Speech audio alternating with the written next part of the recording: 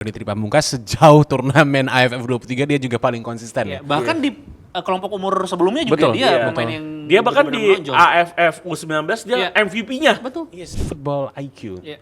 Ini salah satu aspek yang sebetulnya jarang untuk dibahas ya sebetulnya Yes. ya. Apalagi juga ya di siaran langsung pun juga jarang sekali untuk disinggung. Yes. Masih penting nggak sih sebetulnya untuk timnas Indonesia senior juara di AFF ini kan pasti 30.000 hampir. 30.000. Lebih banyak dari nonton Arsenal tuh. Wow.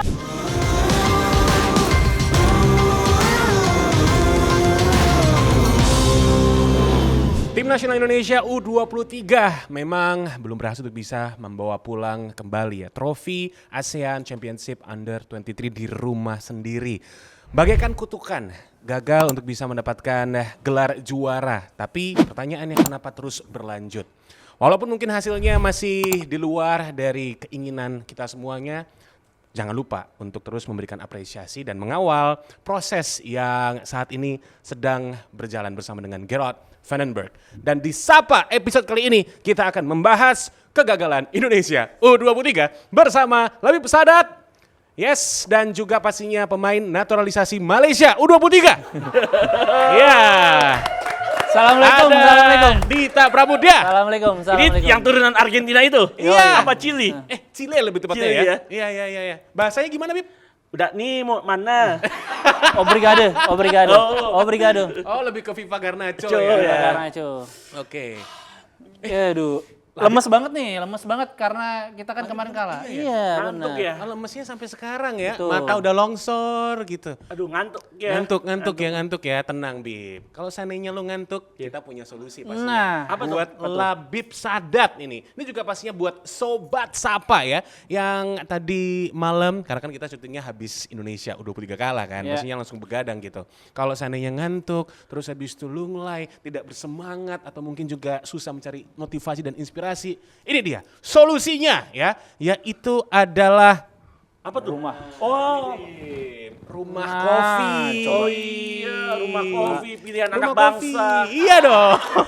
Pilihan anak bangsa. Yes, kopi itu kan memang cocok banget dan paling bener ya buat bikin ngantuk itu hilang dan naikin semangat lagi. Apalagi Koko Coffee dari Rumah Kopi, karena untuk kopi pilihan kita jelas. Rumah Kopi, exploring the world through Indonesian coffee. Awak dari Argentina terbang ke sini langsung. Iya. Segar. Segar, Awak segar dari ya. Argentina langsung terbang. Saya ke walaupun sini. Indonesia kalah, habis minum rumah kopi langsung Nah. strong lagi. Iya, karena teman-teman saya ini mereka sebetulnya nggak fokus buat podcast ya, buat ngopi aja. Itu. Kita datang Emang saya di sini pengen buat kopi. Buat Dan Rumah Kopi. Rumah kopi. Waduh, enak ya. Enak banget, enak Lagi banget. lah kalau enak, lagi. Lagi. Ayam kremesnya sekalian. Semangat kan? Semangat, ayo. Oke, Sampai semangat kan? subuh juga, ayo. Oke, kameramen boleh lihat wajahnya Labib gimana semangatnya? Yes. Alright, teman-teman, Indonesia Yes. U23 belum berhasil bisa membawa pulang ya trofi dari ASEAN Championship Under 23 di Gelora Bung Karno, dan kemarin memang sebetulnya full house walaupun yang atasnya nggak ada penonton dibuka. ya, nggak dibuka. Secara penilaian ya yang kalian miliki gitu setelah kemarin menilai dan juga melihat penampilan dari tim nasional Indonesia U23, gimana sih? Ada apa memangnya, dan kenapa juga di partai final kita masih kesulitan untuk bisa mencetak gol? Kita mulai dari pemain naturalisasi Malaysia Silakan. dulu. Obrigado. Yep. Muchas Yoi, gracias. silakan. Denada. Dita. Denada. Trip sama-sama. Oh, Denada. Nyanyi. Ya, Assalamualaikum warahmatullahi wabarakatuh. Ya, klarifikasi. Bismillahirrahmanirrahim. Saya mulai dengan bismillah semuanya. Iya. Iya. Walaupun Garnacho memang dari Argentina, tapi tetap dia religius orangnya. Dan keturunan Malaysia. Malaysia. Oh, Garnacho alhamdulillah sekarang ya. Iya. Oh, udah convert. Dah kita balik lagi ke pertandingan Indonesia versus Vietnam. Yes. Yang saya lihat sih memang ini seperti laga final yang anti klimaks.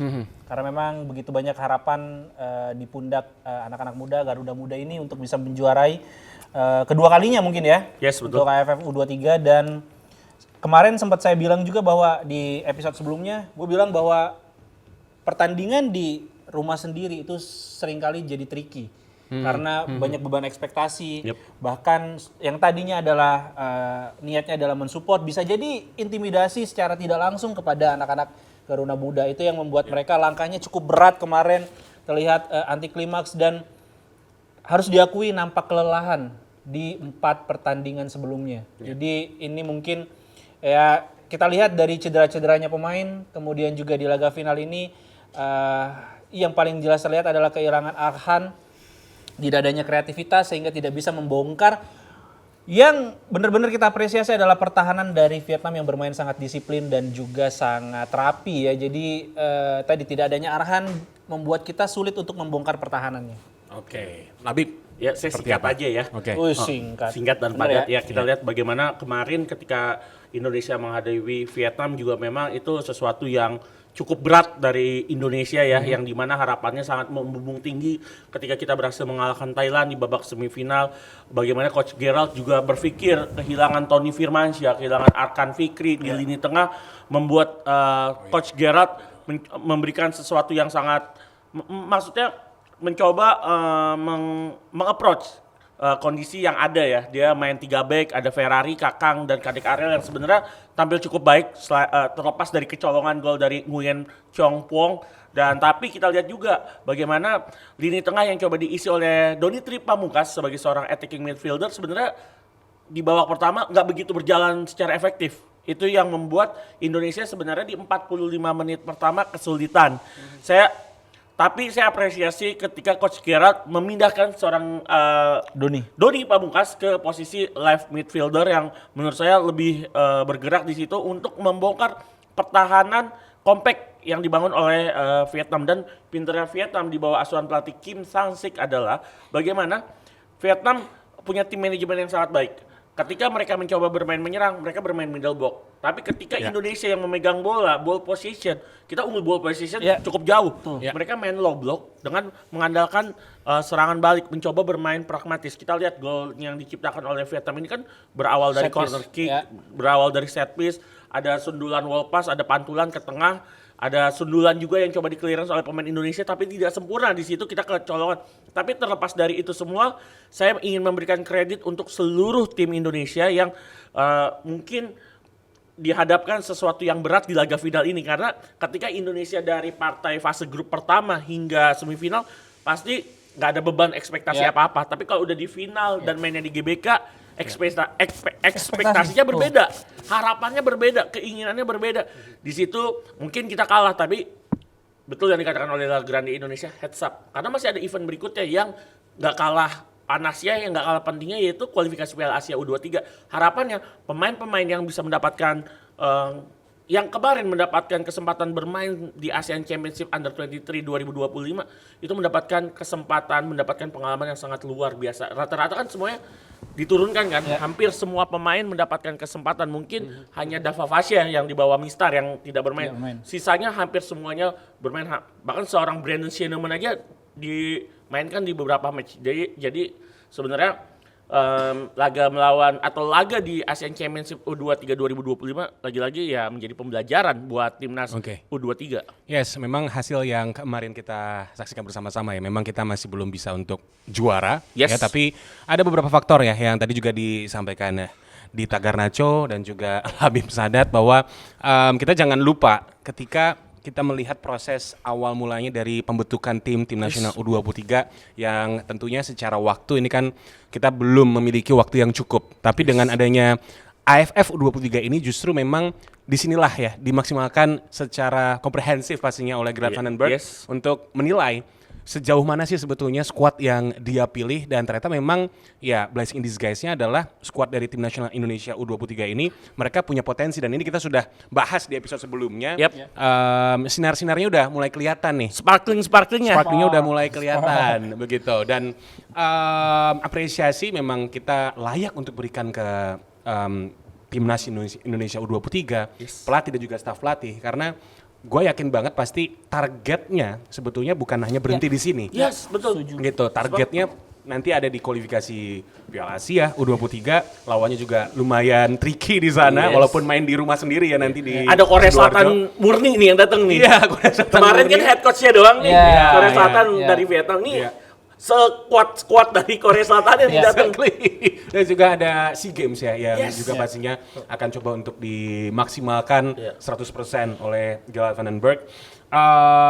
Lalu sedikit juga untuk kita mengulas kemarin di 2 kali 45 menit. Sebetulnya apa yang disampaikan Gerald Van den Berg betul terjadi, tidak ada penalti, ya. Walaupun memang sebetulnya sebelumnya ketika preskon dia bilang kalau sebetulnya ya kenapa nggak ada latihan penalti karena dia yakin Indonesia bisa menang ya, bisa juara. Tapi setelah laga usai sebetulnya juga ada comments yang menurut gue ini sangat positif ya dari Gerald Van den Berg, di mana dia sudah tahu kapasitas skuadnya seperti apa, dia juga memuji pemain-pemainnya dan dia tahu kekurangannya di mana, dan lagi-lagi memang yang dia singgung adalah skuad kita masih belum bisa untuk memecah kebuntuan. Betul. Ya, memang lini depan ya. Ya. Menambahkan apa yang dikatakan James, lini depan lagi-lagi menjadi masalah untuk Indonesia setelah kita menang 8-0 lawan Brunei di 4 pertandingan. Filipina, melawan Malaysia, melawan Thailand dan Vietnam, kita cuma cetak 2 gol. Yang artinya kan rata-rata gol kita cuma 0,5 gol per match. Itu kan cukup rendah, apalagi dengan kompetisi kita bermain di GBK atau bermain di rumah sendiri, seharusnya menjadi advantage bagi Indonesia, tetapi sebaliknya seakan sulit untuk mencetak gol. Jens Raven yang walaupun mendapatkan gelar top skor juga ketika mendapatkan gelar top skor nampak kurang bahagia, mungkin lebih bahagia kalau mendapatkan gelar juara. Tapi memang lagi-lagi yang dikatakan oleh Coach Gerald bahwa ada plus minus. Tapi pertama kredit untuk Coach Gerard adalah dia mau mengkombinasikan pemain-pemain yang ada di dalam skuad ini. Kan ini skuad adalah kombinasi dari tim U22 dan timnas U20. Dan cukup works gitu, berjalan apa yang dia inginkan. Pemain-pemain juga tampil luar biasa walaupun kita belum juara, tapi lagi-lagi saya pribadi memberikan apresiasi buat tim ini. Tim ini punya potensi yang sangat luar biasa. Coach Gerard tahu lini depan menjadi masalah yang mungkin yang menjadi sorotan yang akan di-drill nantinya adalah lini depan pastinya untuk menghadapi kualifikasi Piala Asia. Iya. Dan apa ya, kalau kita juga kemarin perhatiin ya, di 2 kali 45 menit, memang di babak pertama dan juga babak kedua yang tidak berbeda dari permainan timnas Indonesia itu adalah ball position. Ya, ini gaya permainan dari Gerald Van den Berg mengingatkan gua sebetulnya dengan ketika Luis Mia pada saat itu ya. Main tiki taka ya? Iya, tiki taka, kemudian juga lebih mengedepankan variasi serangan dengan passing pendek. Tapi kemarin memang ada situasi yang cukup sulit, mid block yang sangat compact dan juga low block yang sangat disiplin ya dari Vietnam, itu yang pada akhirnya memaksa pemain juga untuk bisa meningkatkan lagi daya imajinatifnya mereka, daya kreasi, direct pass akhirnya yang menjadi solusi. Nah, sementara dari Dita Garnacho, so far kemarin ya, dari penampilan yang ditunjukkan oleh timnas Indonesia U23, prospek positif apa yang mungkin dari penilaian lo nih ya, ini bisa jadi modal penting, fundamental nih untuk Indonesia U23? Ya, yang nggak akan selesai gua apresiasi adalah bagaimana berkesinambungannya antara program dari timnas junior dan juga timnas senior. Ini yang harus benar-benar dijaga ketika Patrick Kluivert dan jajaran kepelatihannya membuat roadmap ingin bermain seperti apa timnas Indonesia, lalu diaplikasikan di seluruh kelompok umur. Itu patut diapresiasi sehingga berjalannya tuh linear, paralel, sehingga nantinya ketika mereka sudah masuk ke timnas senior itu sudah siap. Dan kalau menyikapi dan kita berkaca pada pertandingan semalam, lagi-lagi memang sisi kreativitas dan juga sisi penyerangan yang menjadi PR kita. Bukan cuma di kelompok umur ternyata, tapi juga di senior pun kita masih kesulitan untuk mencari striker yang bisa benar-benar menjadi goal getter. Dan Jens Raven masih muda dan masih sangat panjang perjalanan karirnya. Mungkin tidak hanya stop sebagai top scorer AFF, tapi juga nanti bisa jadi calon top scorer di Liga 1 entah musim ini atau musim depannya lagi. Dan yang saya lihat dari permainan kemarin, ya mungkin di awal yang sangat baik dari Gerard Van den Berg adalah adjustment. Sekali lagi, ketika dia buntu dengan permainan tiki taka tadi seperti James bilang, mid block dan banyak sekali overload yang ada di lini tengah, sehingga dia dengan cepat untuk menginstruksikan para pemainnya untuk bermain direct. Cuman salahnya di kita, bukan salah ya, tapi kurangnya di timnas Indonesia, kita tidak bisa memenangkan second ball. Itu yang menjadi kunci utama. Second ball itu adalah sangat penting di sepak bola modern kali ini. Ketika dia sudah melakukan direct pass tapi bola liar tidak ada yang menyambut, bola ya percuma, serangan akan putus. Itu juga yang terjadi di gol pertamanya Vietnam. Ketika set piece, bola sebenarnya sudah liar dan tidak ada yang bisa memenangkan second ball, dan bisa-bisanya ada satu orang pemain yang berdiri bebas di sana menjadikan gol. Dan ya itulah yang harus dibenahi, bagaimana kita bisa membaca situasi di dalam pertandingan, kemudian juga pergerakan off the ball juga yang harus kita jadikan prioritas juga, karena Indonesia masih cenderung fokus ke bola, bukan fokus ke pergerakan tanpa bola lawan. Iya. Dan kita kemarin sempat singgung beberapa kali ya sebetulnya apabila second ball ini masih menjadi salah satu titik lemah dari Indonesia U23, dan ternyata memang kalau kita bicara second ball ini juga sebetulnya sempat diulas juga oleh Nova Arianto. Lebih murah biasanya second ball dibanding Bola ke second, bola kedua. bola second. Bola Iya, second. benar-benar. Bisa aja nih. Aduh, nggak racu nih. Oke. Nova Arianto pun juga sempat kan ketika dia menangani tim nasional U17, satu aspek yang dia itu kritisi dari pemain-pemainnya adalah second ball. Gitu. Dan ternyata memang ya di tim nasional Indonesia U23 pun juga sama. Ternyata ini masih menjadi PR yang harus segera untuk terselesaikan. Dan sedikit juga memberi highlight ya di skuad timnas U23, gue tetap masih melihat bahwa Doni Tripamungkas ya. Ini spesial. Very special. Spesial. Exceptional. Ini memang kalau kita selalu bahas dari episode sebelumnya, saya memang sudah mengetahui dari zamannya di PS Bina Taruna ya. Ngeri. PS Bina Taruna. Langsung di SSB-nya ya. SSB-nya emang ini salah satu pemain yang bakal mencuat, karena memang biasanya pemain yang digadang-gadang kan akan terlihat Flop. Ya biasanya flop. ya, Iya, tapi iya, ini iya. tiba-tiba mungkin karir pet dari Doni Pamungkas, ditambah dia adalah adik dari seorang bekas pemain, masih main sih, bekas pemain tim nasional U23 Joko Sasongko, juga akhirnya dia bisa tumbuh menjadi salah seorang pemain terbaik mungkin saat ini di timnas U23. Untuk timnas U23 ya, kita lihat bagaimana salah satu kelebihannya adalah pemain serbaguna, versatile gitu. Dia tiba-tiba ditampilkan dari LM, LWB ke LCB jadi AMF gitu. Seorang gelandang serang, oke, cukup berjalan ketika melawan Thailand, tetapi lawan Vietnam bagaimana dia stuck ya.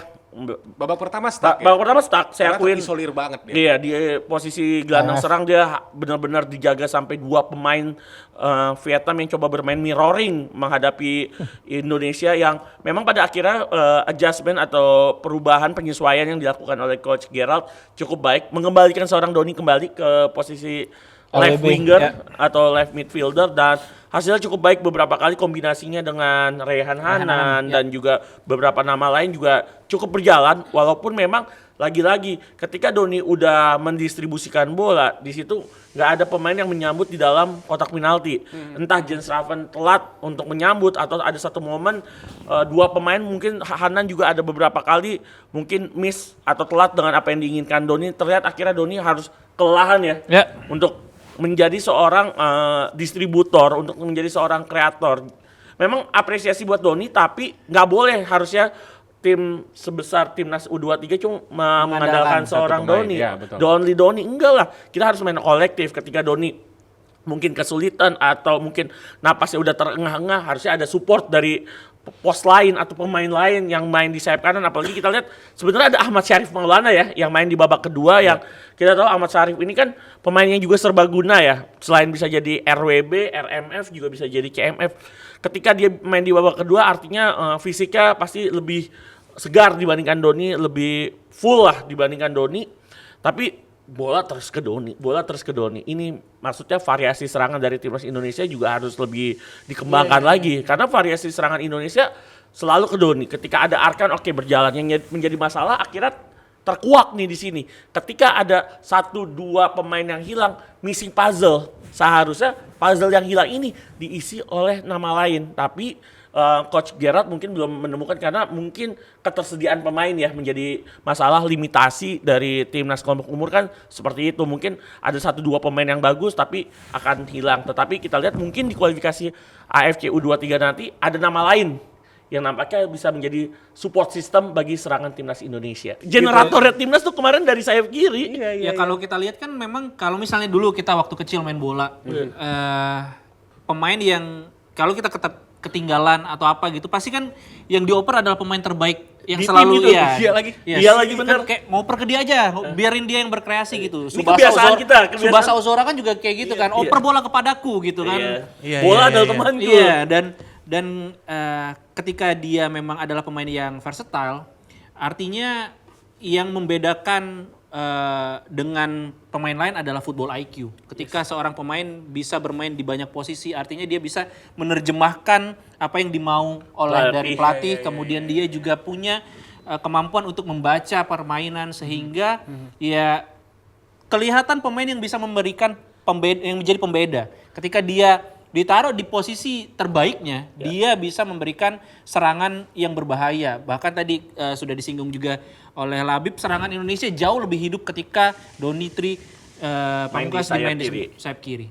Iya, Jadi iya, memang iya, iya, Donitri ini adalah pemain yang mungkin saat ini ya, sampai saat ini adalah satu-satunya pemain yang menurut gue pribadi adalah pemain yang punya garansi untuk bisa jadi tier 1 pemain timnas Indonesia nanti. Punggawa senior selanjutnya. Iya. Sepakat sih. Sepakat sih, karena Gua juga udah bahas juga sama James beberapa kali bahwa nama Doni Pamungkas ini mungkin kalau nantinya Coach Patrick Kluivert mencoba pemain ketika FIFA Matchday di bulan September menghadapi Kuwait atau Lebanon, Doni Pamungkas menjadi bisa satu dicoba. dari mungkin 2 atau 3 pemain dari timnas U23 yang akan dicoba diberikan ruang di timnas senior. Dan Betul, setuju.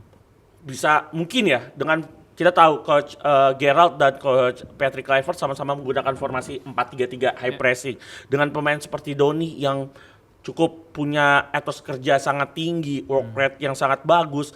Ini mudah bagi seorang Doni bermain di mana saja. Apalagi dia punya mentor Calvin Verdong Calvin Verdong. di sisi kiri, sehingga dia memang langsung dimentori oleh salah satu pemain paling konsisten di timnas Indonesia saat ini. Betul. Yes, betul. dan memang ya Donitri Pamungkas sejauh turnamen AFF 23 dia juga paling konsisten Ya, ya. bahkan di kelompok umur sebelumnya juga Betul, dia iya, pemain betul. yang Dia bahkan di benar-benar menonjol. AFF U19 dia Iya. MVP-nya. Betul. Yes, MVP dan dia juga dapat experience waktu di Manan Solo Yes. untuk jadi squad timnas senior ya. Yep.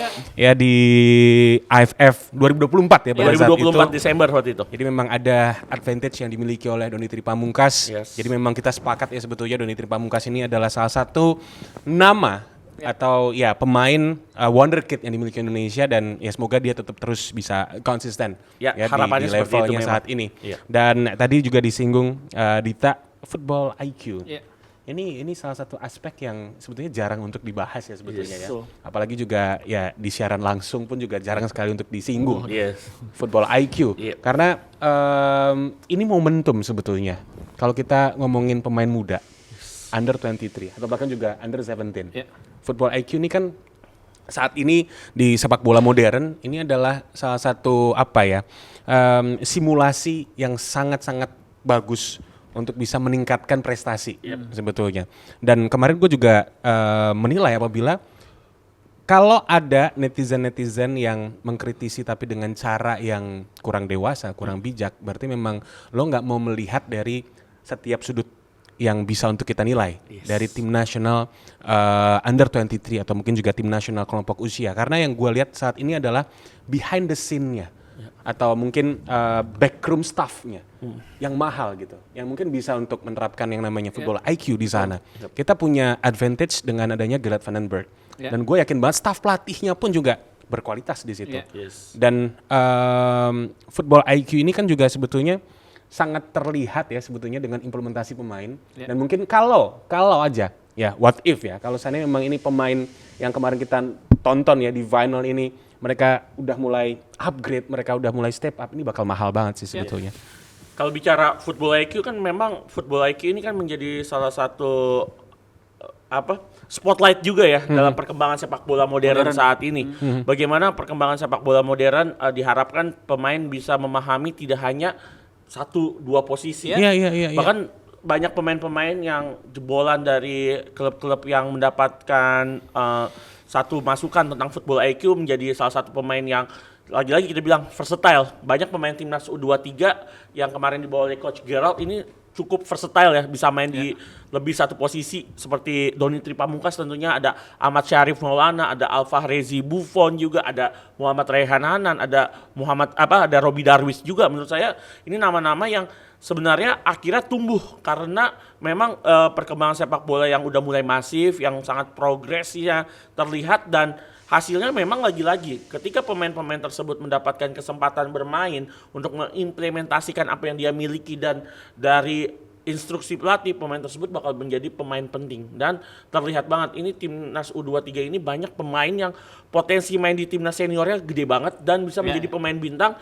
tidak hanya di Liga Super tapi bisa bermain di kompetisi luar negeri. Menurut saya harapannya kan pemain-pemain tersebut gak hanya main di Liga Super tapi mendapatkan experience untuk berkarir di luar negeri, dan mereka bisa memberikan mengharumkan nama besar Indonesia, karena sebagai pemain Indonesia harapannya kan mereka bisa tampil moncer ya di luar negeri, balik lagi ke timnas senior bisa menjadi andalan siapapun pelatihnya nanti, gak masalah bagi mereka karena udah ada sistem yang mereka pahami nantinya. Iya, sepakat banget, dan memang ya sebetulnya ada kelebihan pasti ada kekurangan lah ya. Yes. Tapi gua rasa sih sebetulnya kalau misalkan kita mau lihat long termnya dengan apa yang saat ini diproyeksikan, ini cukup menjanjikan untuk tim nasional Indonesia ya. Yes. Untuk senior, untuk kelompok usia muda juga sama, dan tentunya kita akan melihat nantinya perubahan yang signifikan dari tim nasional Indonesia U23 di bulan September.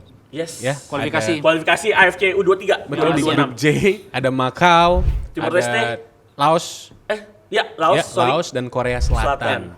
Sedikit mungkin kasih prediksi lah dari point of view kalian guys, karena kan pastinya di level Asia mungkin akan ada tambahan pemain lagi. Yes. Ya. Yeah. Dan kemarin juga gue sempat ketawa aja sih lihat netizen bilang tuh kan nggak juara karena nggak banyak diasporanya. Iya. Aduh, ada juga yang komen kalau nggak salah, tuh kan gak juara, Marcelino nggak dimainin. Gimana mau dimainin? Di Regis aja enggak. Iya. Ini bicara football knowledge IQ kalau itu sih. Bukan football IQ lagi, football knowledge ini. Football knowledge kalau kayak gitu sih. Itu kan nggak juara nggak ada konten di locker room. Lah. Nah, aduh.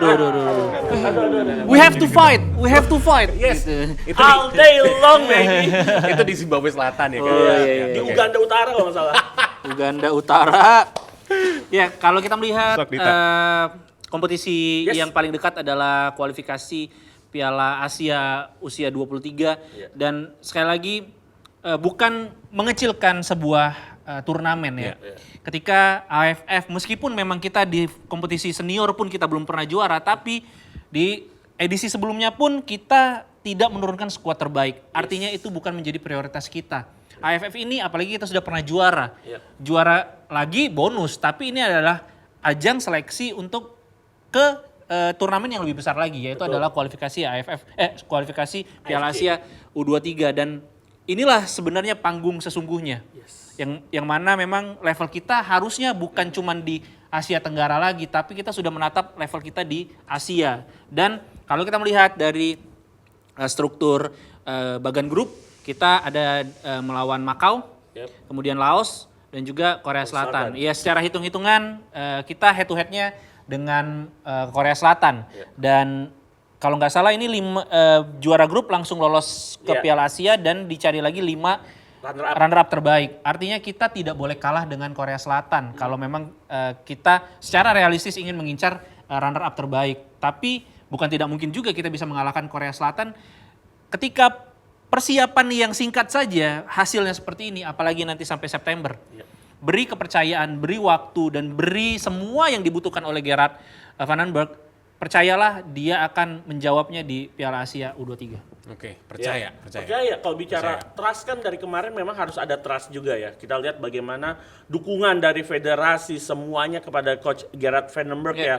Bahkan klub-klub juga bersedia melepas pemain-pemain terbaiknya karena nantinya juga ketika berlangsungnya kualifikasi AFC ASEAN Cup U23 2026 di bulan September itu kan pas banget bertepatan sama FIFA Matchday. Nah, artinya klub-klub pastinya akan memberikan tim-tim nama-nama terbaiknya buat coach Gerald nantinya bertarung di sana. Ditambah kita lihat kalau kita bicara head to head melawan Korea Selatan nantinya kita tuh udah pernah mengalahkan mereka loh di timnas kelompok umur. Tahun 2013 di U19 kita pernah kalahkan mereka. Kemarin di Piala Asia U23 tahun 2024 kita udah mengalahkan mereka. Artinya betul yang dikatakan oleh Coach Indra Safri, kita ini nggak boleh inferior. Iya, setuju. Sebelum bertanding melawan Korea Selatan. Itu ingat banget kata-kata 12 tahun yang lalu. 12 tahun yang lalu. Oh, ketika Evan Dimas dia pernah mengatakan kita ini nggak boleh kalah secara mental melawan Korea Selatan, dan dibuktikan di atas lapangan. Tenang, masih ada hujan yang mengguyur GBK. Iya kan? Besok kita akan kalau main hujan kan bagus. jago becek. Iya. Make-upnya luntur. Iya, Make-upnya luntur. make-upnya waterproof dong. Nah, lanjut lagi ya kan, coach, dua pelatih sebelumnya di kelompok umur udah membuktikan pernah mengalahkan Korea. Ini saatnya juga Coach Gerard menjadi suksesor selanjutnya, menjadi penulis sejarah berikutnya untuk mengalahkan Korea. Oke, kita mungkin nantinya belum bisa mengalahkan Korea, tapi jangan sampai kalah.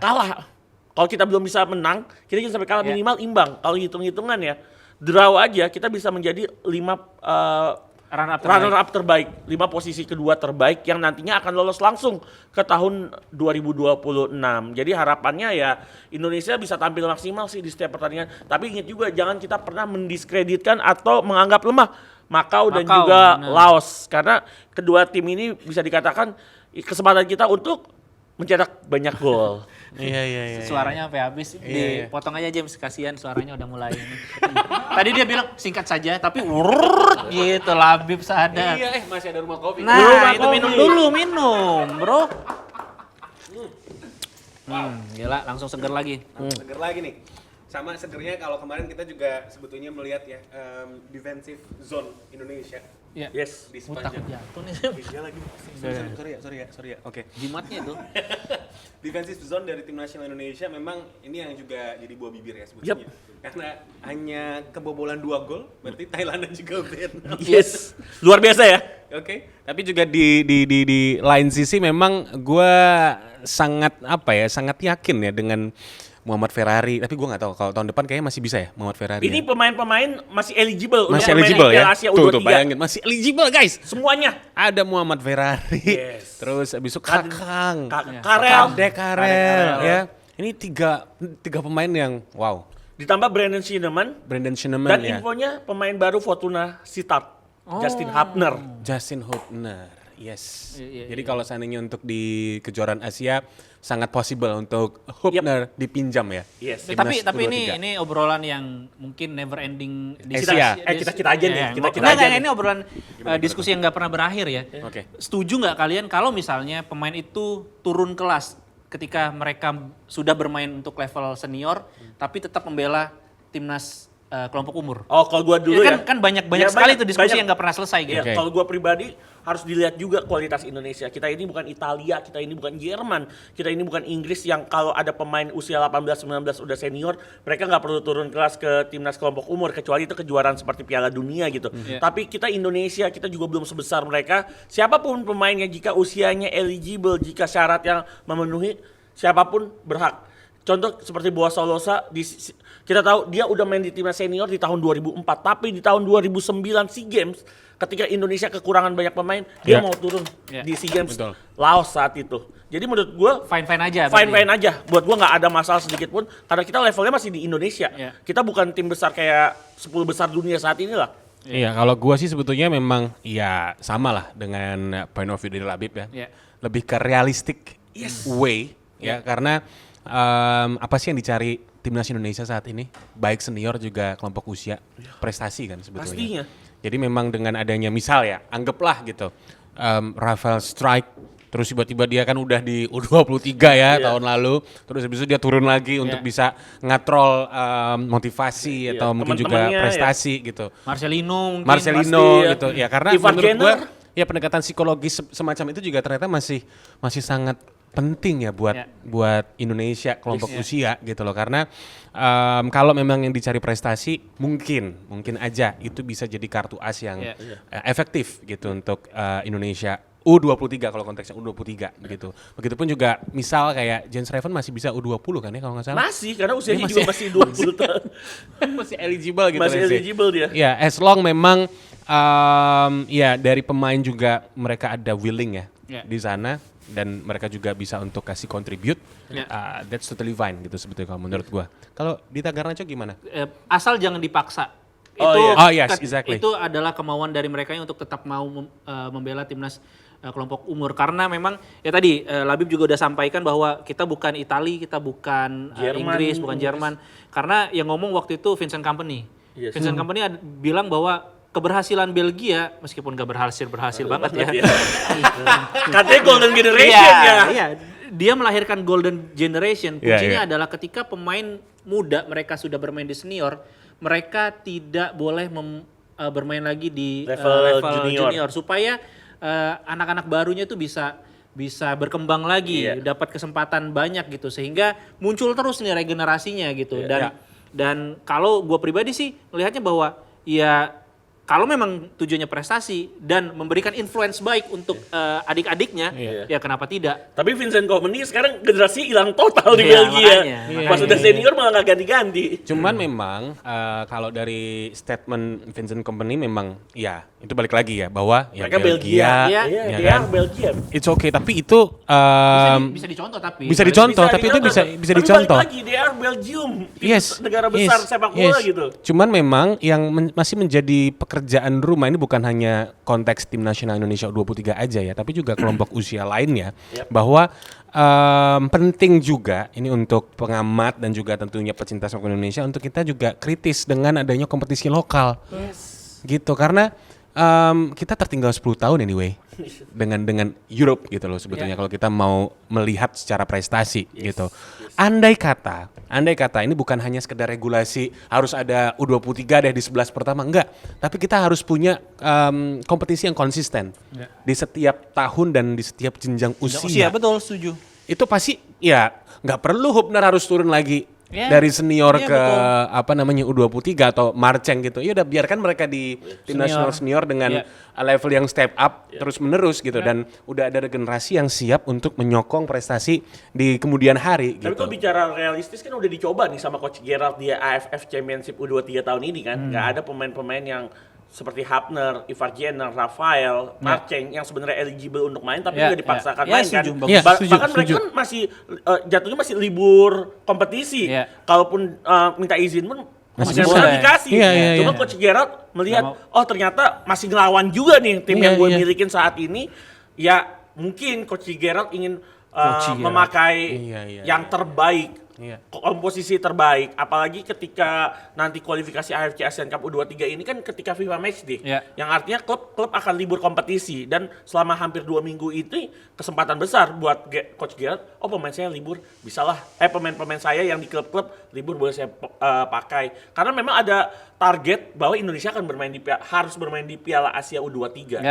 Tapi memang dengan harapan apa yang dimiliki oleh Coach Gerald, memang ini kadang-kadang menjadi perdebatan yang tak usai, betul kata Dita. Tapi ya apapun itu, ketika pemain bisa dioptimalkan untuk level Indonesia, optimalkan. Iya. Dan satu lagi sih sebetulnya kita juga bersyukur banget ya kalau mantan pelatih timnas kita sebelumnya, Sintayong, dia sudah memulai untuk mengadaptasi itu. Di senior tim pemain-pemainnya muda, ya, dan itu yang akhirnya kan membentuk fundamental yang lebih kuat, sebetulnya. Jadi memang ada keuntungan juga yang kita bisa dapetin di masa lalu. Ya berani memotong satu generasi, dua generasi Sintayong itu. Bahkan, sehingga memang untuk ASEAN gue punya optimisme ya, Indonesia sooner or later bakal angkat piala sih. Oh iya, kalau AFF ini bukan cuma kelompok usia ya. Karena kan memang yang masih tanda tanya besar kan sebetulnya untuk tim nasional senior. Iya, senior. Apalagi AFF 1 tahun lagi. Iya, dan kita belum pernah. Kita cuma finalis 6 kali aja. Iya, betul. Terbanyak finalis bukan juara. Iya, tapi ini pertanyaan dari gue juga ya. Masih penting nggak sih sebetulnya untuk timnas Indonesia senior juara di AFF? Ini kan pasti never ending Asia ya. Maksudnya never ending question gitu sebetulnya. Pertanyaan menarik, ini bisa banget dipelintir sih soalnya. Iya. Kalau gue pribadi, untuk apa mencari validasi untuk juara di regional yang kecil gitu, ketika kita sudah bisa step up ke yang besar. Tapi sekali lagi itu kita butuhkan, karena mau tidak mau timnas senior belum punya gelar prestis dan belum punya mental juara. Milestone-nya belum ada ya. Betul, karena ketika kita sudah pernah angkat piala, mau besar mau kecil, rasa kepercayaan diri, kemudian juga tadi mental juaranya udah pasti ada. Ini kan terlihat kita belum pernah juara AFF, ketika di final, ketika kita hanya menyandang status negara hampir, itu karena kita tidak punya mentalitas juara, James. Jadi dibutuhkan untuk memupuk bahwa kita pernah yang terbaik di Asia Tenggara. Artinya setelah itu PR kita lanjut ke level yang lebih tinggi lagi. Tapi kalau dibilang ini menjadi urgensi atau tidak, karena kita sudah menjawabnya ketika kita melangkah jauh di kualifikasi Piala Dunia. Oke. Kalau gue sih melihatnya adalah satu kata aja, legasi sih. Karena pentingnya legasi itu besar. Juara tidak hanya sebagai juara, dari Dita juga udah sedikit ngebahas sih apa yang ingin gue sampaikan, bahwa ketika kita udah punya legasi, kedepannya kita akan memberikan sesuatu yang luar biasa buat adik-adik nantinya yang akan menjadi masa depan timnas Indonesia. Juara ini penting ketika timnas mungkin nanti di Asian Championship, let's say juara di Asian Championship 2026 ya. Nanti ketika enggak senior kan. 2028, 30, 32 dan seterusnya, siapapun yang main pasti harapannya gue pengen mereplikasi kesuksesan abang-abang gue. Gue ingin menduplikasi kesuksesan abang-abang gue. Betul, jadi harapannya adalah ketika kita memberikan legasi yang baik, kedepannya kita akan memberikan legasi atau warisan yang baik juga buat adik-adik kita. Even juara sekali aja penting buat gue. Sekali aja. Ya betul, cukup sekali. Setelah itu ya udah, kita udah nggak butuh validasi ya, lagi. Betul. Cukup menulis bahwa Indonesia pernah juara Asian Championship. Karena kan itu doang yang jadi banter ke kita gitu. Sama seperti Arsenal nggak pernah gelar juara Eropa. Tapi mainnya terus kalau ditanya bagus gitu. Gitu. Cuma sekali aja. Betul. Jadi apa ya? Bola itu kan nggak bisa jauh-jauh dari culture. Yes. Ya kan? Konsistensi dan juga komitmen, Yeah. ya dan meraih juara itu kan budaya juga sebetulnya, Yes. yang bisa menjadi legacy, karena disitulah mimpi itu terpupuk kan pada akhirnya. Jadi ketika memang gue sih sepakat ya bahwa at least satu deh, Satu aja, Pecah telur aja. pecah telur aja deh, Iya. itu nanti kedepannya pasti akan ngikutin. Iya. Tanpa Coba kita harus berekspektasi apapun. Kalau kalian buka profile dari Indonesia baik di halaman Google dan sebagainya, gue kalau ngelihat kayak Malaysia, Singapura, Ada Vietnam, prestasi ada gelar prestasi, gelar juara Asian Championship. Kita Indonesia belum. cuma runner up terbaik. Gue cuma butuh satu doang. Iya. Karena itu yang gue juga sebetulnya lihat dari Federasi Sepak Bola Vietnam yang tentunya mereka masih mempertahankan gengsi prestisius ASEAN itu kan. Iya. Ya, Karena mereka begitu juga mengejar Thailand. King ASEAN juga, Iya, mengejar iya. gelar ya Thailand yang sangat banyak itu loh. Yes, dan ya juaranya Vietnam U23 di GBK kemarin malam itu kan juga pastinya menjadi kabar baik banget buat Vietnam. Statement itu. Statement juga gitu loh Bold sebetulnya. statement. Karena Kim Sang-sik Iya. Kim Sang-sik disuruh turun ke U23 buat apa sih? Buat juara. That's Itu enough doang. gitu. Udah Itu gitu doang. kan. Dan walaupun mungkin secara permainan sebetulnya kita cuman tinggal gol doang kok, semuanya udah bagus gitu loh. Iya, kita cuma di final third doang. Final third, Masalah kita lagi-lagi udah final final third. third doang kalau Iya. balik lagi ke timnas U23 ya. Iya. Tapi udah ketahuan banget kan. Berarti artinya apa? Coach Gerald nantinya di kualifikasi AFC Asian Cup U23 benar-benar ngedrill final third. Iya, Bener. betul. Dari belakang, dari kiper, dari belakang sampai tengah itu udah oke banget. Iya, Even iya. lini tengah harus kehilangan Tony Firmansyah dan Arkan Fikri. Iya. Tapi rotasi pemainnya bisa digantikan kok, walaupun memang kita cukup kehilangan ya. Ya tetap baik kalau misalnya Arkan dan Tony bisa bermain, tapi ketika kedua pemain ini nggak main, ada penggantian cukup sepadan gitu. Iya. Dan congratulations untuk Vietnam Vietnam. U23, congratulations untuk Kim Sang-sik ya. Tapi Kim heads up buat Indonesia. yes, tunggu Chin up. tunggu. Indonesia U23, kelompok usia semuanya dan juga tim nasional senior bakal menggebrak ya Yes, di tentunya. tahun 2026 karena aparelnya ganti. Ya, enggak dong. Aduh. Enggak. Oke. Untuk netizen. Nah, ini nih yang jadi perhatian juga sih sebetulnya netizen ini. Waduh, ini kalau seandainya udah komen itu bener-bener jadi dewa banget ya. Itu per detik saya dapat Iya info loh, bahwa per ketika detik. Per detik gitu. Arkan Fikri ketika gagal mengeksekusi free kick Iya. di menit 85 sekian ya. Yang ketinggian itu? Yang ketinggian tuh di dalam menit 90. Itu kolom komentarnya dalam waktu 3 menit nambah 200 atau 300 komentar. Wow. Seorang Arkan Fikri yang sepanjang pertandingan menjadi generator walaupun harus cedera, cuma gagal satu peluang emas di detik terakhir. Judul semua tuh komennya. Biasa gitu kan. Buzzer. Netizen yang kurang budiman itu. Iya. Lalu ternyata bukan Alphaling Indonesia aja, tapi dia juga Google Analytics, guys. Ya, Google Analytics. 3 menit 200 komen. Langsung. Isinya hujatan. Jelas tentu hujatan konotasinya negatif, kasihan padahal Wah, Arkan come Fikri on. kehadirannya Come on sangat loh. dinantikan di babak final. Oke, dia baru main di 10 menit terakhir loh, abis cedera parah, abis bertempur melawan Filipina, Malaysia, tapi lawan Thailand dia nggak main. Lawan Malaysia sama Thailand nggak main, tapi dia maksakan buat menjadi pembeda di laga melawan Vietnam, tapi gagal free kick. Harus mendapatkan sesuatu yang sebenarnya tidak perlu dia dapatkan. Yes, ini pesan juga untuk pendukung dari tim nasional Indonesia. Kalau memang lo adalah pendukung yang sejati ya, Yes. please banget juga untuk bisa step up secara mental ya. Iya. Karena lo nggak ada di posisi pemain ini. Ya, dan gak ada yang mau kalah. Iya, Maksudnya semuanya nggak mau kalah gitu sebetulnya. atlet itu dididik untuk menang, punya jiwa kompetitif gitu. Yes, Ketika betul. mereka kalah tuh hancurnya 2 kali lipat dari kalian yang cuma nonton di layar kaca gitu. Betul. Jadi kalau misalnya ditanya siapa yang paling tersakiti, bukan fans Indonesia tapi atlet, karena mereka setiap hari sudah latihan untuk kalah di final lagi, lebih sakit. Jadi nggak ada yang lebih sakit dibanding para pejuang di lapangan hijau sih. Yes, dan lo tambahin lagi dengan komen-komen yang nggak membangun itu. Iya, Aduh. betul. Ini anak muda baca miris. emosionalnya masih nggak stabil, lu bisa ngerusak karir orang loh. Betul, Arkan Fikri usia 21 tahun. Iya, overthinking malam-malam gini kan tidur Iya, ya kan. saya yakin tadi pagi dia bangunnya jam 4 atau jam 5 pagi, nggak bisa tidur itu. Bener, Pak. untung masih bisa segar karena minum ini. Nah, rumah iya, kopi. bener. Rumah kopi. Iya loh. Gila. Wah, enak banget. Bener sih. Sponsor mana sih yang nggak seneng kayak Yes. gini? Bener. Ya? Iya loh.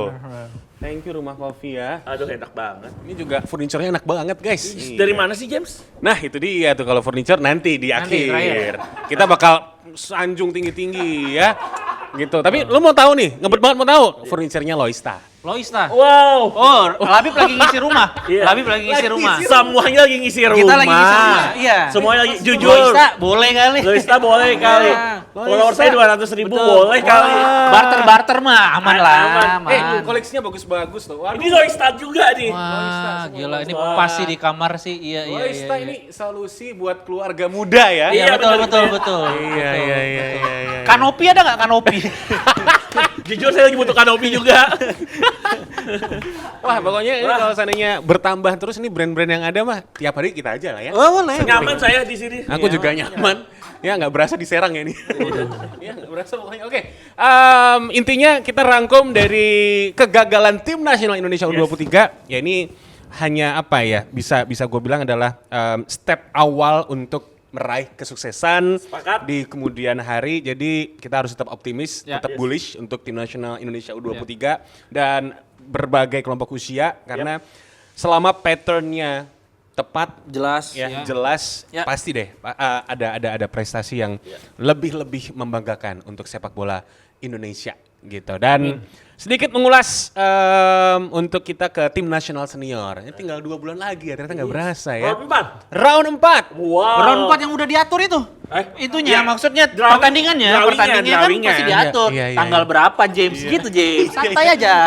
Round 4 yang Untung dia wasitnya sabu sendiri kan. Gue nyapu gimana ya? Gue nyapu gimana? Santai. round 4 yang wasitnya dibayar itu. Ya kalau nggak dibayar kan dia makan dari mana? Nah, pasti dibayar lah. Bukan dinas sosial dia. Nggak dibayar. Jatuhnya kalau ke Arab wasit nggak dibayar sedekah tuh. Sodako. Sodako tuh jatuhnya tuh. Aduh aman ya, aman. Tenang aja, Tenang kita aja, biasa Jen, tenang aja. Kita udah Iya, biasa ini. Di kalau pinggir jurang bannya udah 2 udah di jurang nih. Tapi masih Erspo kan? Masih. Ya, oke. Aduh. Let's go. Let's go. No comment. No comment. Oke. Potensial untuk tim nasional Indonesia senior nantinya. Ada 3 nama yang katanya kan juga siap untuk perkenalkan ya. Ini timnas atau klub sih sebetulnya kan gitu. Oke, tapi Emang digaji? Ya, kita fokus ya. Oke, sahabat-sahabat, ya, fokus ya. Secara potensi dengan mungkin ya ada tambahan nama-nama baru nanti dan ya pastinya all eyes on Patrick Kluivert dan juga senior tim karena now or never pastinya. Just only 2 matches. Seperti apa? 2 kemenangan lagi kita berada di Piala Amerika Dunia. Serikat dan sekitarnya. Ya, Siapa tahu di Meksiko. Kanada, Meksiko makanya dan sekitarnya. Iya. Amerika Serikat dan sekitarnya. Ya ini ya laga final, 2 laga yang benar-benar dan kita sudah familiar dengan lawan-lawannya. Arab Saudi kita pernah kalahkan, Irak kita pernah dikalahkan. Betul. Gitu, dan sekali lagi yang menjadi fokus utama dari Patrick Kluivert adalah bagaimana menciptakan situasi yang kondusif baik di dalam maupun di luar lapangan karena itu penting. Kita adalah pot 3. Pot 3 artinya kita bukan unggulan dan tapi bukan tidak mungkin untuk bisa lolos ke Piala Dunia karena bermain 1 leg ya. Berarti satu leg kan berarti satu game. satu game gitu dan berikan yang terbaik di setiap 90 menitnya. Dan yang paling penting adalah tadi ketika situasi sudah sangat kondusif, teman-teman bermain dengan tanpa beban, tanpa ekspektasi yang besar bahwa kita melangkah sejauh ini saja sudah sangat luar biasa. Kita tidak pernah bermimpi sedekat ini dengan Piala Dunia. Jadi jadikanlah laga ini menjadi pengingat sejarah bahwa kita pernah ada di titik ini dan ya kita siap untuk mengukir sejarah baru dengan lolos ke Piala Dunia. Tapi bukan jadi suatu kegagalan ketika kita tidak lolos ke Piala Dunia karena ya mungkin kita cuma gagal berpartisipasi atau menunda berpartisipasi saja. Iya, kalau dari gue sih di round 4 ini kita kan jatuhnya kuda hitam aja bukan ya karena kuda hitam itu keledai kita malah keledai hitam gitu. Kalau kita bicara kuda hitamnya kan Irak sama Uni Emirat Arab ya, Ya, dari pot 2 tentunya kita nih pot 2 yang di lanjut. ya kita bisa dibilang kita tim terlemah ya bersama Oman ya di pot ketiga tapi itu nggak menjadi masalah, siapa tahu kita bisa mengguncangkan karena mungkin mengguncangkan Jeddah. Betul, Sport karena Arab City. Saudi tuh mayoritas Indonesia banyak banget. Banyak banget sih yakin sih. Acap kali terjadi itu. Acap kali terjadi. Sering kali. Iya. Sering kali. Iya. Bahasa saya itu. Iya. Sorry. Ya memang menjadi keuntungannya adalah ketika bermain di Jeddah, supporter Indonesia sih dikabarkan mungkin 20.000 30.000 akan memadati Jeddah Sport City kan. Jadi itu menjadi advantage buat kita. Tapi negara-negara lain juga dekat kan. Bundling katanya ya, tiket umroh langsung ke sana dulu. Banyak tuh. Buat nonton dulu ya Banyak kan, tuh. bundling. Banyak tapi kan balik lagi. Mungkin ini momen terdekat kita dengan Piala Dunia. 180 menit lagi jarak kita dengan USA, Kanada dan Meksiko. Tapi ya harapannya ya kita bisa tampil all out. Nggak ada beban di kita, udah all out aja, nggak ada masalah kok, nothing tulus juga. Kalaupun kita kalah pun kita nggak jadi abu kok, kita tetap timnas Indonesia kok. Kita udah bisa naik posisi ke 118 itu udah luar biasa. Dari 173 berproses udah di peringkat 118 peringkat 3 ASEAN, ada prestasi melalui proses yang luar biasa. Itu harus saya apresiasi tentu. Kalaupun nanti Indonesia nanti lolos, kita pasti euforia besar, kita bersyukur. Tapi kalaupun tidak, kita masih ada kesempatan lainnya. Kita udah menancapkan kaki kita di Piala Asia 2027 juga. Pertandingan terakhirnya kedua berapa? Tanggal 8 dan 11. 11 Oktober ya? Yep. 11 Oktober akan jadi hari libur nasional karena kita masuk ke Piala Dunia. Amin, harapannya seperti itu. Tapi kalaupun tidak, kita tetap syukuri dengan perjalanan timnas Indonesia. Tapi semua mata pasti akan menuju kepada Coach Patrick Kluivert kalau kita gagal. Karena memang Kenapa sih? Karena ya jelas sebelumnya ketika dibawa pelatih sebelumnya, ya kan ngeganti pelatih sebelumnya yang cukup berprestasi itu pengen lolos Piala Dunia. Bisa main di Piala Dunia. Tapi kalau mungkin nanti ya kita akan melihat sepak bola itu dinamis. Coach Sintayong aja bisa di take down di tengah-tengah turnamen. Emang tayangan YouTube di take down. Bisa kalau baca bahasa dipecat terlalu kasar kayaknya. Layoff. Layoff lah. kayak pegawai bener ya itu ya. Jadi Diberhentikan. Startup. iya, Tengah-tengah diberhentikan kontraknya, tapi it's okay. Apapun yang terjadi nantinya ya kita harus hargai federasi, kita juga harus menghargai semua pemain yang sudah berjuang, itu paling utama. Dan ingat, kalaupun nanti kita lolos kan ya oke, itu satu hal positif. Kalau enggak, jangan maki-maki pemain. Karena Nah, pemain sudah itu dia, berjuang betul, setuju. dari Iya, round sepakat. 2, udah sejauh itu sampai round 4. Udah berapa tahun tuh kita berjuang? 3 tahun Iya, loh. kita nggak pernah dulu tuh bermimpi nggak aja berasa nggak ya. pernah. Iya, bermimpi aja nggak terlalu berani jauh. gitu. Iya, Sekarang kita 2 kemenangan lagi. 180 menit saya Iya. selalu bilang 180 menit saja.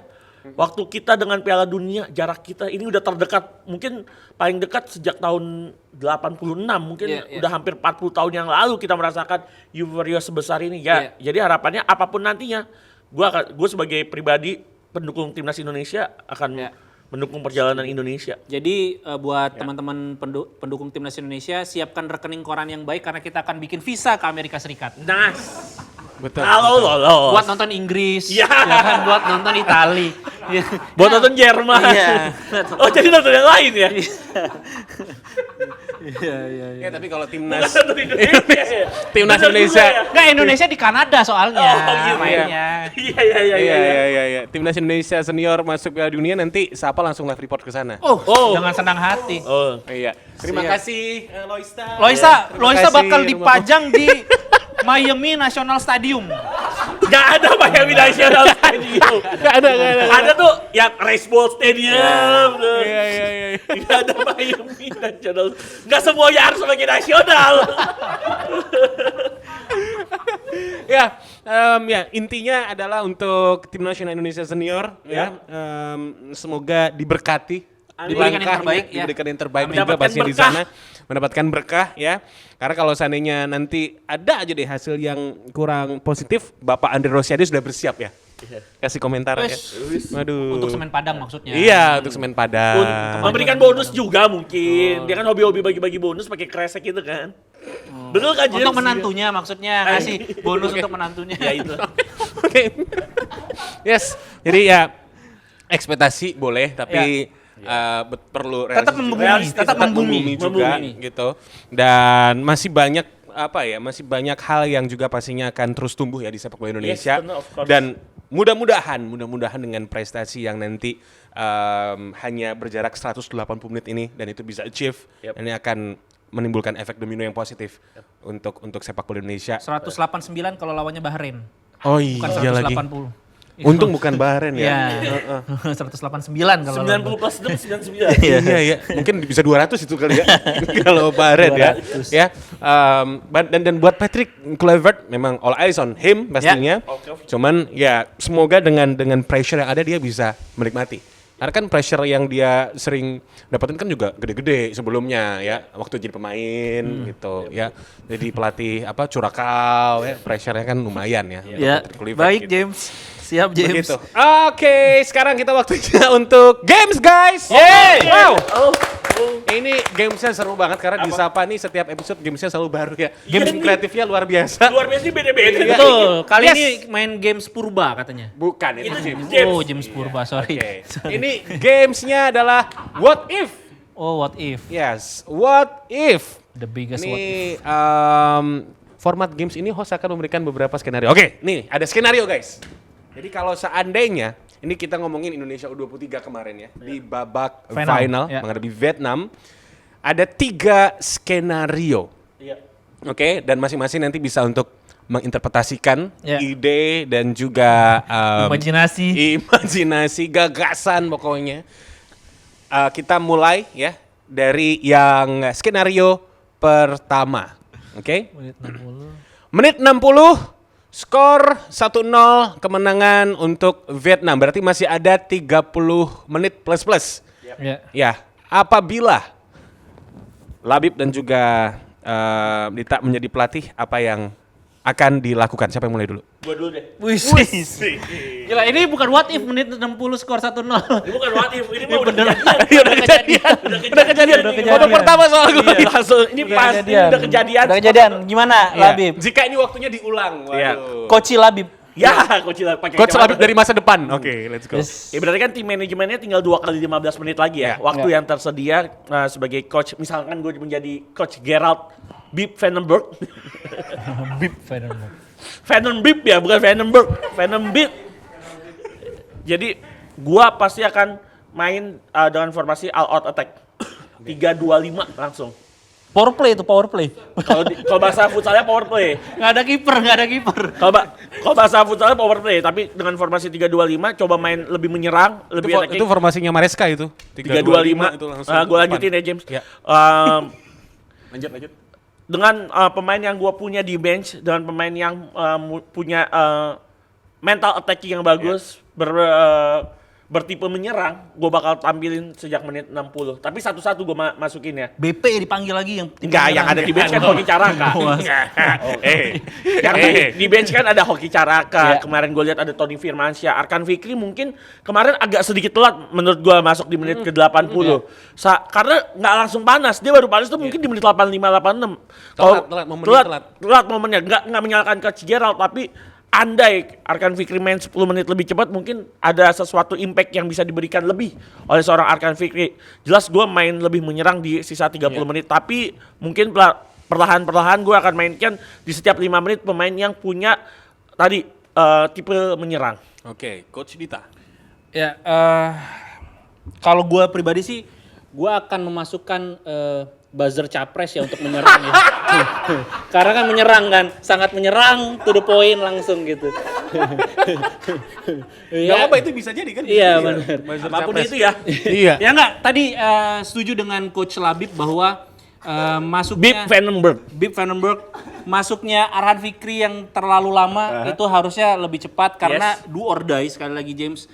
30 terakhir itu udah all out attack dan tapi jangan lupa gue akan tetap menyisakan double pivot di tengah untuk menjadi jembatan dari belakang ke depan karena kemarin beberapa kali kita tuh kena serangan balik yang cukup berbahaya meskipun pemain belakang cukup sigap untuk antisipasi tapi ketiadaan bridge jembatan tengah sehingga mereka harus long pass dan buru-buru ke depan itu yang membuat Indonesia penyerangannya tidak efektif. Nah, itulah kenapa meskipun tetap memasukkan Hoki Caraka, Arhan Fikri, tapi tidak lupa untuk memberikan tenaga di lini tengah karena ini yang menjadi jembatan dari belakang ke depan untuk bisa mendobrak pertahanan Vietnam yang sangat rapih gitu. Dan kalau saya pribadi sih nomor 7 saya kunciin di kamar mandi sih kalau. Nomor 7 siapa? Nomor 7 Vietnam. Oh, Nguyen Dien Bak. Ya, Nguyen Dien Bak. Nguyen Dien Bak emang luar biasa. Nggak ada capeknya. Nggak ada capeknya. Nah, ya. Sampai menit akhir ya? Ya. Yes. Gila loh, oke. Keren ya, 100 nih. Luar biasa jadi pelatih. Ini lisensinya apa sih Pak, kalau boleh tahu Pak? Kalau saya IG. Lisensi CIG. Kalau sih B1. Ya itu Pak, bawa mobil roda sumbu 2 tuh. Oke. Next, another skenario ini. Yes. Menit 80, skor 1-1. Tapi penyerangan ini didominasi oleh Vietnam. Berarti tersisa 10 menit.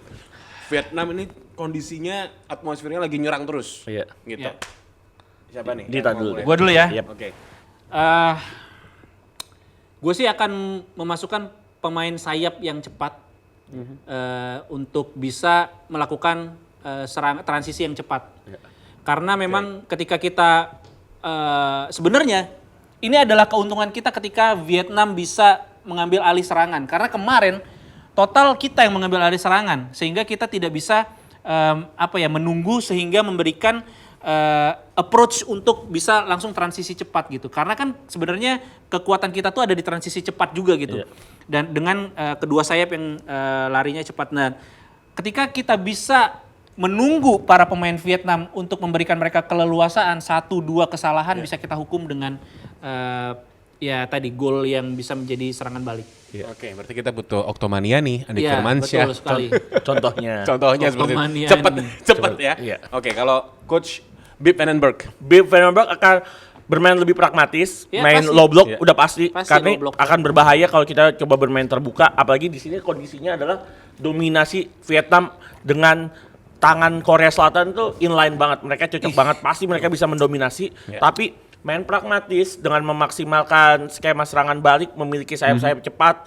Kemarin ada Doni Pamungkas, ada Rehan Hanan. Ingat kita masih punya Victor Detan. Nah, Oh iya. Gua bakal mainin Victor Detan itu makanya Victor dengan Detan. formasi 4-5-1. Victor Detan akan bermain lebih jauh dengan memaksimalkan long ball yang coba dimaksimalkan oleh Kakang Rudianto atau Muhammad Ferrari yang punya bypass akurat. Jadi main pragmatis dengan skema counter attack akan menjadi salah satu pilihan cerdas dari coach Gerard Bip van den Berg. Alright. Keren ya. 100 lagi ini luar biasa sekali. Poin-poin. Oke, dan ini yang terakhir ya. Yap. Menit 20. Nah, ini menit 20, tapi skor untuk Vietnam 2-0. 2-0. Dua pasti menit 20. Iya. Sisa menit 20. Enggak, masih menit 20. Menit 20. Babak pertama berarti, babak Oke, pertama. kalau gua ini sebenarnya satu hal yang easy ya. Gua kira Iya. sisa 20 menit. Iya, kalau Ternyata 20 menit mah enak. 20 sebenarnya enak. Enak. Oke, kalau Main enak hi- gimana tuh? Kalau gua main high pressing. Langsung main high pressing. Stamina taruhlah di menit 20 ini kan kecolongan ya. Kecolongan gol cepat taruhlah menit 5 dan menit 13 gitu. Anjay, langsung Misalkan ada skenarionya. gitu. Ini kan skenario dalam skenario. Gua langsung main high pressing. Karena tenaga masih bugar. Ya. Anggap kita kecolongan. Kita main high pressing, kita tekan balik.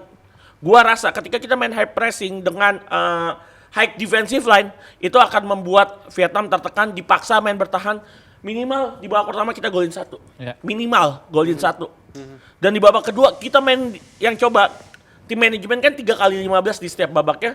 Kita coba terus, babak kedua kita bisa comeback. Berarti babak pertama harus ada gol psikologis ya. Ya. Gol psikologis itu penting banget Ya, untuk ya. setidaknya memperkecil ketertinggalan, ngasih angin buat timnas Indonesia sekaligus memberikan tekanan buat Vietnam. Itu dari gua. Coach Gerard Bip van den Berg. Nah, Oke, sekarang Ngeri. Coach Dita Pramudia Garnacho. kalau gua sebagai coach, gua akan menerapkan sistem dari penjual jersey ya. Gimana tuh? Mahal di awal tuh. Bukan, pressing. Oh, Pressing ngepres. name set, ngepres.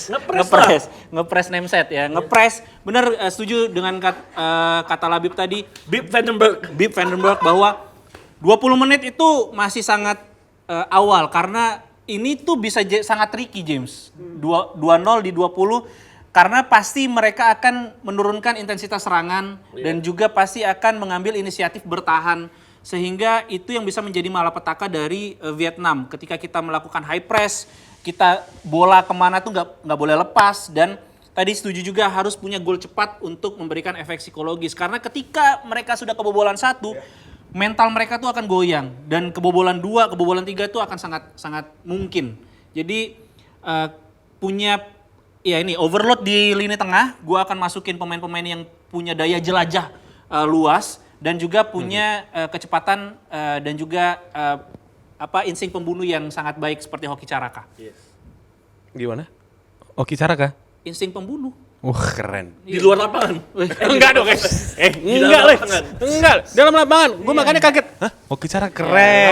Apa? Masa masih Aku- percaya sama Hoki Caraka? Aku sepakat, aku Iya, sepakat. Caraka, dia bilang loh dalam satu komentarnya, penalti dia kan penalti kelima ya. Kalau Iya. dia gagal, Dihujat kelar pasti. tuh, kelar Iya, tuh. dihujat. Tapi dia bilang, saya udah tahu kiper akan jatuh kemana Nah. dan saya sudah terbiasa dengan momen ini. Iya. Jadi saya tenang-tenang saja. Saya yakin 100% tendangan saya akan masuk. Itu mental. Mental dari mana? orang South Mountain. Yes. Mountain, Wonosari, Gunung Kidul. Gunung Kidul. Pantai Baron. Baron Beach. Yoi, luar biasa loh Labib, Bip van den Berg dan juga Dita Pramudia memberikan penjelasan yang sangat-sangat konkret, guys. Yes. Boleh kasih tepuk tangan untuk yang ada di studio ini. Kita nggak salah, ini penit-penit luar biasa ya yang dimiliki oleh Indonesia. Ini untuk pelatih-pelatih yang ada di Liga 1, Liga 2 ataupun juga Liga 3 kalau butuh implementer yang baik, nah bisa dari mereka. Kita Siap. bertiga. Ya, kita Siap, bertiga siap, ya. siap. Kita pastinya siap untuk membantu, dan ini yang terakhir ya. Oke. What if kalian menjadi pelatih dan kalian diberikan keleluasaan untuk memilih 11 pertama kombinasi pemain-pemain muda dan juga pemain senior untuk tim nasional senior. Tapi harus ada pemain muda juga. Ya, berapa Pak? Kasih kuota aja. Kuotanya berarti Kayak 3 senior kali ya? Atau biasa kayak SEA Games Oke, atau 5? seniornya 6, Iya. Banyak. Apa lagi gitu, Mas? Lebih dari setengah. Juniornya yang dipromosikan, anggaplah dipromosikan Oh. yang what if ya. Iya, Oke, iya, ini bisa iya. dari U23 atau bahkan U20. mungkin U20 gitu. U17. Iya, Mbappe aja kan masuk timnas Prancis aja kan 20 berapa itu? tahun, Ya kan 19 tahun, 19 gitu. Nah, gimana? 11 pertama, 6 pemain senior, sisanya 5 berarti pemain junior yang dipromosikan. Gue dulu ya. Wah, sangat bernafsu sekali Iya, ini ya. iya. Insting Ini pembunuhnya ada nih. Ngasih di dalam lapangan. Ya. Tapi oke. ini yang masih bermain ya. Ya masih bermain. masih Bermain, repot kalau Masih bermain. Kasihan. gue kiper Emil Audero. Kiper Emil Audero, Ini mantap. kiper terbaik nih. Langsung gua aja ya. Dia kiper, gua kiper. Iya. Biar nggak keambil Oke. semua. Iya, oke. Nggak apa-apa, sama juga nggak apa-apa. Oh, ya udah nggak apa-apa ya. Let's Nggak go. apa-apa, Ah, ah. Emil Audero. Oke. Back tengahnya gue Rizky Ridho dan juga Jaizes. Ya. Ada 3 tuh ya. LCB-nya boleh lah Doni Pamungkas. LCB. Sorry, LB. LB-nya. Oke. LB-nya Doni Pamungkas. RB-nya gua pakai Kevin Dix. Oke. 4 jatuh udah kepake itu berarti. Udah. Ya. Yang tengah. gagal penalti itu. Lawan Australia kan? Iya. Iya. Wajar lah, nggak apa-apa. Iya, enggak, gua cuma Dia emang, ngingetin doang. kalau nggak salah penaltinya khusus di Conference League doang memang. Bersama klubnya. Enggak, itu masalah lapangan aja. Masalah lapangan kurang. Australia, iya. Terus. Kurang. Tengah. Tengahnya gua akan isi Arkan Fikri, oke? Heeh. Boleh. Joy Pelupesi, Joy Pelupesi. Ivar Jenner pemain junior jatuhnya ya. Enggak dong. Yang kemarin 23. Oke. Main junior. Banyak juga nih. Oh, berarti tadi Arkan Fikri ya? Iya, Arkan Fikri. Pelupesi yang terakhir nih. Pelupesi, satu lagi gua butuh Muhammad Rehan Hanan. Muhammad Rehan Hanan. Depan. Depan ya. Iya. 3 berarti. 4-3-3 ya? 4-3-3. Iya, 3-3 dia. Gua udah pemain seniornya Udah habis jatah lo. udah habis. Ya udah ya. Gua sayap kanan gua Zahabi Goli. Zabi Goli. Gua 13 boleh lah. Cikunir. Cikunir Dari boys. Cikunir. Orang Oh, Bekasi, iya. orang Pondok Gede gitu ya. Nah. Zahabi Goli, sayap kiri gua berarti gua pakai Zarahan. Liberia itu timnas Liberia. Sorry. CF dulu. Iya, yang Raven lah. Jazz Raven pasti. Yang Revan. Pakai Milos Jonatas belum boleh ya sayap kiri ya. Waduh, belum, Pak, belum. Berarti gua sayap kirinya akan pakai kemarin Victor Detan nih.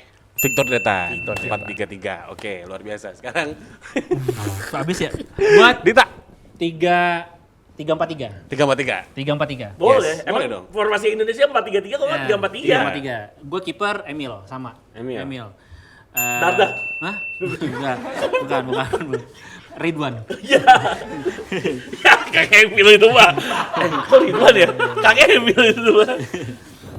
Backnya Rizky Ridho, Jai Itzes, dan Doni Tripamungkas. Oke, boleh. Wah, udah habis ya? 3 ya? Langsung 3 tuh. Iya. Mau siapa lagi? Iya, nggak apa-apa. Iya, Iya, it's okay. nggak apa-apa. 3. Terus Trust itu, trust. back kiri LWB. LWB, Calvin Verdong. Oke. 4. 4, satu lagi. Udah 4. Udah Iya, 4, saya satu gitu lagi. Oke. Back kanan Christian Warobai.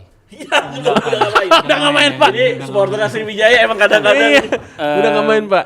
Kanannya RWB. RW Ahmad Sarif Maulana bisa. Ahmad. Oh enggak. Kevin Dix bakar besi. Nggak. Udah 5. Udah 5. Udah habis berarti. Iya. Sisa 5, Po. Ada Kan 5. 6. Oh iya.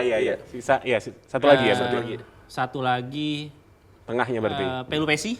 Habis 6 ya. Oke, gua ralat berarti gua ganti Emil, gua ganti Ardiansyah. Boleh, nggak apa-apa. Kalau 3 backnya bagus Iya, mah. kiper Aman. Ardiansyah Aman. juga bagus. Aman. Jadi jangan lihat 3 back yang Ardiansyah juga oke. Masih sisa 2 ya? Iya. Enggak, sisa 1. 2 dong. Iya, Gua iya. lagi kan tengah Pelupesi, Robi Darwis, Oke. Oke. Iya. sama satu lagi Arhan Fikri untuk kreativitas. Kreativitas. 3-4-3-5-2 dong itu. 3 4 nih masih 1 2. Oh, 2 Ya, 3-5, sini ya. ya. 2 doang. 3 4. Satunya Arhan di Bisa AMF. apa namanya? Attacking midfielder. Attacking midfielder. Kalau bahasa Italinya Trequartista. Triquartista. Iya, Trikorista. Oke. Depan 2 Emil lagi. Ole Romani Oleh Romney. Oke. sama satu lagi berarti Jens Reven. Pakai double target win sih ini Nah, spesial sih. Yoi. Spesial Ada gitu. yang wall pass, ada yang Ya. buat finisher ya. Ini buat teman-teman pendengar Sapa. ya, tulis di kolom komentar siapa saja pemain versi kalian kalau kalian diberi kesempatan ya. Yes, Ingat betul. pemain seniornya 6 aja. 6. Iya, pemain seniornya 6, pemain juniornya 5. Oke, dikasih di komen ya. Dan terima kasih Labib dan juga Dita Pramudia untuk episode kali ini. Ya, memang harus gua genepin 1 jam lebih ini untuk ngobrol sama kalian berdua karena memang ini episode yang selalu akan spesial ya disapa. Jadi kita di calling terus nanti ya, di itu dia. episode-episode selanjutnya. Dan terima kasih untuk Sobat Sapa yang udah stay tune pokoknya sampai di akhir episode kali ini. Tapi jangan lupa ya kasih like, comments, dan juga subscribe, share konten kita bertiga ya. Betul. Di Sapa. Terima kasih kemarin 27.000 ya. Wih, 30.000 hampir. 30.000. lebih banyak dari nonton Arsenal tuh. Wow, lagi dan lagi. Yes, dan terima kasih juga pastinya buat our sponsor. Ada Furniture Loista. Wah, empuk. Wah, enak nih. Dan Biasa juga Rumah Kopi. Wow. Minum. Terima kasih Rumah Kopi. Aduh, teman kami Labib jadi nggak ngantuk lagi. Enggak, ini mau tambah sejam 2 jam lagi. Hayu. Oke, kita balik sih ya. Oke. Ya, Kalau balik. begitu sama-sama. See you. Bye bye. Salam Sabah.